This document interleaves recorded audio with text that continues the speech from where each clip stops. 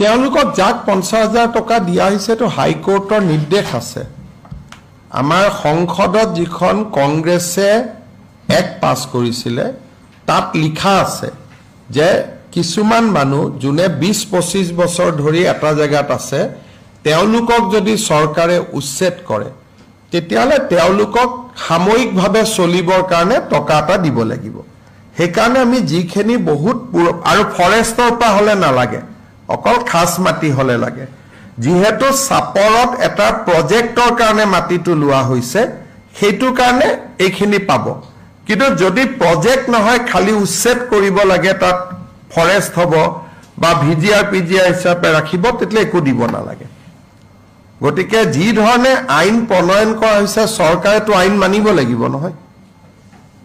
গতিকে তো আইনত লিখা কথাখিনিয়ে চৰকাৰে মানে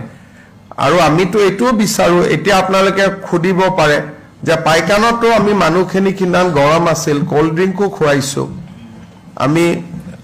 ঠাণ্ডা পানীও খুৱাইছো যদি তাত কোনোবা মানুহ পাগৰি গৈছে তাক পুলে মেডিকেলো ট্ৰিটমেন্ট দিছে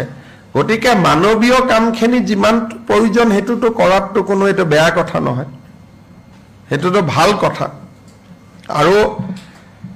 প্ৰত্যেকটো এভিকশনৰ এটা স্বৰূপ আছে এটা নুমলিগড়ত আমি এটকাও দিব নালাগে কি উৰিয়াম ঘাটত কাৰণ তাত গভৰ্ণমেণ্টে কোনো প্ৰজেক্ট নকৰে কিন্তু যদি কোনোবা প্ৰজেক্টৰ কাৰণে মাটি লয় তাকটো দিবই লাগিব যি ধৰণে সুবিধা মানে যদি দখলদাৰীও হয় সি জিৰাত পাব তেনেকুৱা যি আইনত লিখা আছে আমি আইনৰ মতে কাম কৰিব লাগিব না ফৰেষ্টত নালাগে ভিজিআৰত নালাগে পিজিআৰত নালাগে এনে যেনেকৈ আমি গুৱাহাটীত শিলখাকুত উচ্ছেদ কৰিছিলো তেওঁলোককোতো আমি দিছো যদিও মাটিটো তেওঁলোক তাতে বহিহে আছিলে গতিকে আমি যিটো